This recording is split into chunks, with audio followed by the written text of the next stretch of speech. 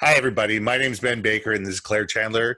And welcome to a new series that we're creating. This is the first episode of a series of videos that we're creating called Creating the New Normal, Leading in a Post-Pandemic World. Now, Claire and I are going to get into this on a weekly basis. And what we want to do is get people through this post-pandemic period. We want to get people beyond the point where they're panicked, where they feel unsure, where they feel, they feel that they're so stressed out that they don't know which direction is up, and get them to a point where we're sitting there going, okay, what's next? So Claire, why don't we start off by telling people a little bit about yourself, and then I'll introduce myself. Sure, happy to. Hi, everybody. I'm Claire Chandler. I am the president and founder of Talent Boost, and I work with businesses to clarify their mission and help them align their people around the execution and the fulfillment of that mission. Obviously, right now, our focus and the focus of a lot of my clients has narrowed down quite considerably because of this pandemic. And Ben, as you said, part of what we want to accomplish is to get people to pick their heads up a little bit more and look toward the horizon once again, because it is so easy for everyone to just sort of put their heads down in the muck and bury themselves in the foxhole, pick your analogy, right? And worry so much about the current state that they forget how to continue to build for the future. And so we wanted to have that conversation. So I'll kick it back over to you. That's awesome. My name's Ben Baker. My company is Your Brand Marketing. For the last 25 years, I've been helping companies communicate. What we do is we help you engage, retain, and grow your employees. The company is Your Brand Marketing. We focus on internal communication consulting. It's about building leaders. It's about building better communication strategies. It's about building the story of your brand and engaging your people. Because, as Claire was saying, it says, we are facing a new normal. It is. Whatever was is not going to be moving forward. There might be elements of it, but as we did business 12, 14, 16 weeks ago, 2018, 2019, business is going to change. How we communicate with our people, how we communicate with our vendors, how we communicate with our clients, all this is going to change. And it's probably for the better. We're going to be creative. We're going to be innovative. We're going to find different ways of being able to add value. And that's what I want to have this conversation be about. It's sitting there and saying, okay, the world has changed. What's next? So Claire, let's bounce it back to you. What is next? Yeah, and I love that. And I'm mindful of not only because it literally is framing your head right now, but what frames your brand is this really important question of what's your story. And for too many businesses going through this pandemic, which is a shared experience like the world has never seen before, right? It is a globally shared experience, and we should take some comfort, some solidarity in that. But surviving COVID-19 cannot be anyone's brand story going forward. Mm-hmm. That cannot be what you build a business around, because if that is all you focus on, is getting through this crisis, you won't actually thrive as a business. And that's kind of the stark reality. And we don't want this to be this doom and gloom type of a conversation. But we do have to be mindful of the reality that there are a lot of businesses that will not survive this crisis. Yes, there are. Right? Absolutely true. I heard it said by a very trusted colleague of mine yesterday that if you were doing very well in 2019 when the economy was booming, but you really didn't have much figured out, it was more of you were better lucky than good, this really rocked you back on your heels. And a lot of businesses are not going to survive this. So it's not survival of the fittest. We're talking survival of the adaptable, right? Yeah. The businesses that come through this crisis and look for the opportunities to become more efficient, stay effective, maintain the core of their workforce and the core of who they are and why they are in business. Those are the companies, and those are the leaders at the heads of those companies that will actually thrive at the end of this and be looked to as the examples in their industry. Exactly. And, you know, you bring back a really important point, because how many companies that are out there today that were doing really, really well in 2019 were there doing okay in 2009? You know, we're Yeah. dealing with a period of time where we've had 10 plus years of incredible growth. Amazing amount of companies have been grown. A lot of businesses have been developed, you know, and the people that lead them, the people that are the CEOs, the VPs, the, you know, the managers, whatever within these companies, have grown up in a position where they've always had year after year growth and double digit growth for a lot of these people. And all of a sudden their world has changed.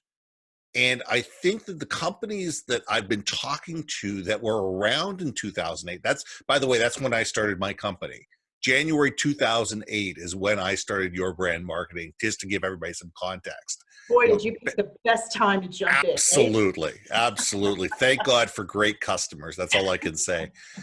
But the people that have been around, you know, pre 2008 through the crisis that happened there, I'm having completely different conversations with than the companies that were founded and built post 2010, you know, 2010, 2011, because they've never seen this. Yeah. You know, they've never seen a downturn. They've never been in a position where they're sitting there going, wait a second, I have to do massive layoffs. I need to change my business model. I need to refocus. I need to be creative. I need to, you know, communicate in a completely different way with my customers. And yeah, yes, it's a completely different type of meltdown in 2020 than it was in 2008. You know, one was strictly financial. This one has the pandemic on top of it. So there are, you know, there are differences. But the reality is, this is not the last one. And we are going to have another recession, another meltdown sometime in the future.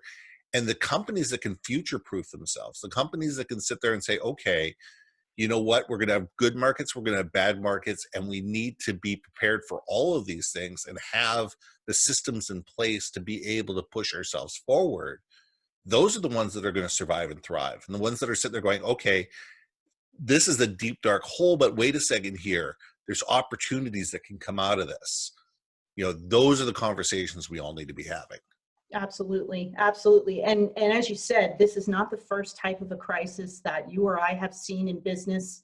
A lot of businesses, for a lot of businesses that are relatively young, this is their first real crisis. And because they were riding on a wave of prosperity for close to a decade, they are ill prepared for how to pull themselves and their workforce through this. But I'm reminded of not only the economic downturn, some call it a crash, of over a decade ago. I live on the East Coast, where in 2012, Superstorm Sandy had a devastating effect on people, both personally and professionally, as well as financially.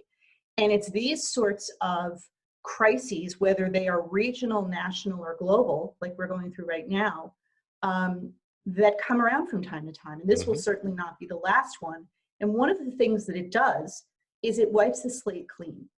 Yeah. And a lot of people, when I say that phrase, look to the negative implication of that it wipes people out. And that's not what I mean by that. What I mean by that is it forces businesses and leaders to get really stupid simple, really, really simple, right? In terms of the way that they communicate, in terms of the way that they get from A to B. You talked about processes, right?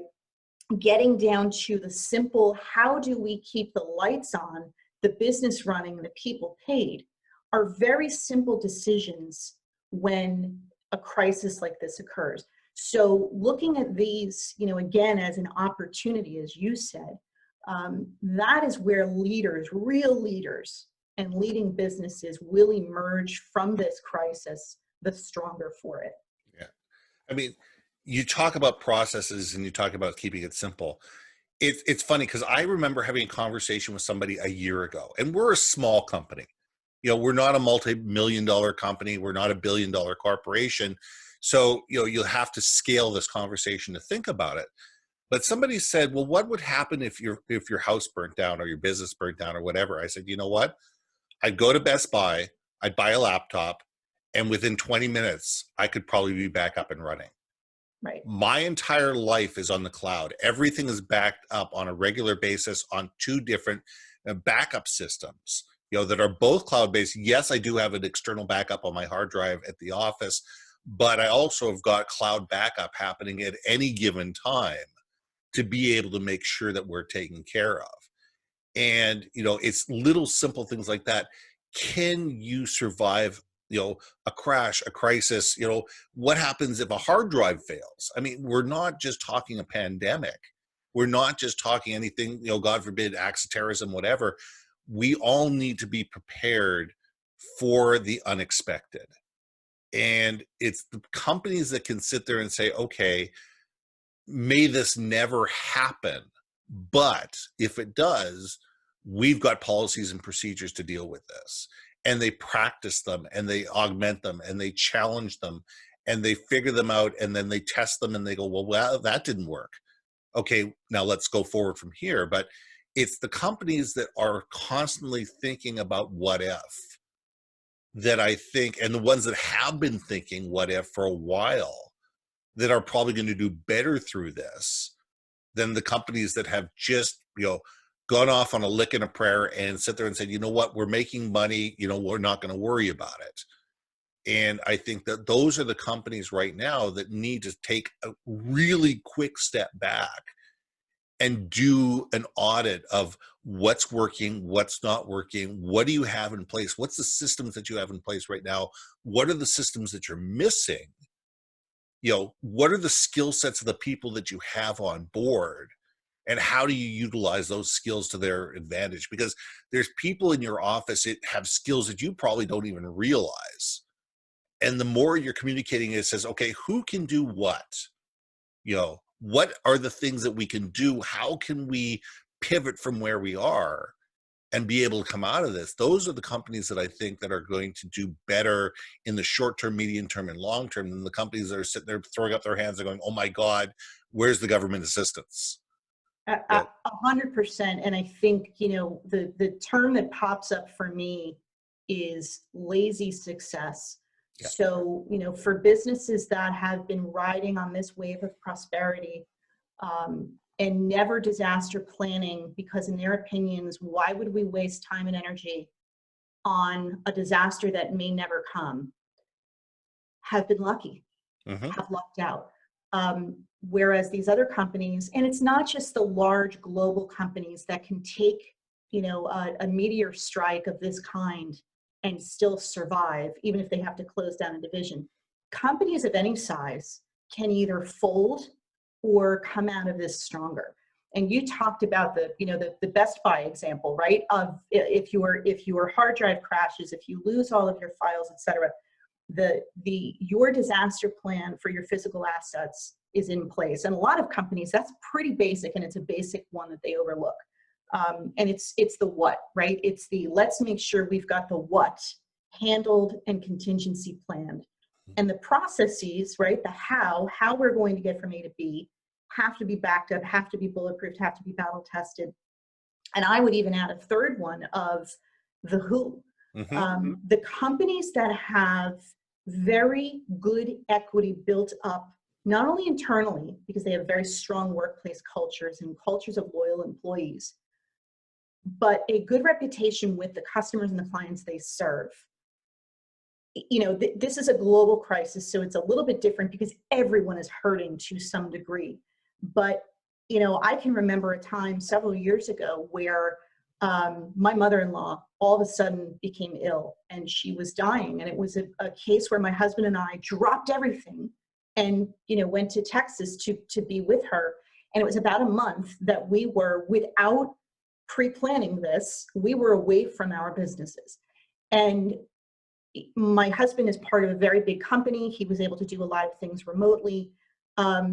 And I was able to not just survive, but come out of that stronger as a business owner because I had extremely loyal, understanding, compassionate clients who said, we get it, we're here. If you need a little extra time on a deadline, or, you need to go communicate a little bit less right now, we understand why.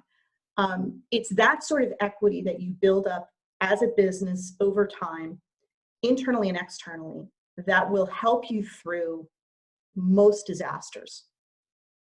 And that's built on communication. 100%. That's built on open and direct communication, not trying to sugarcoat things and say, look, this is where we are. You know, talking to your customers says, look, how can we help get our accounts receivable paid a little bit quicker? You know, working with your vendors to say, look, money's a little tight right now. How can we work together to make sure you get paid, but we can do this in a way that's not going to kill me? You know, how do you work with your banks to sit there and say, you know what? Is there any way that we can temporarily, and I just did this, I just had a conversation with my bank. I said, how can we, augment our line of credit for 120 days? I just said to the bank, I said, look, for 120 days, can we bump up my line of credit? And in 120 days, we have a handshake agreement that we're going to sit there and we'll reevaluate it. But what it does is it puts them in a temporary position where they're not, raising my line of credit, willy-nilly or just, carte blanche. It's on a limited amount of time and it's for a limited amount. But it's enough that it's that little extra that might help me out and be the difference between me being in a total cash crunch and being just fine. So it's those open conversations that we have that are really, really important. And I think you, in that example, just demonstrated what a lesson that all leaders can take, which is the value of being vulnerable.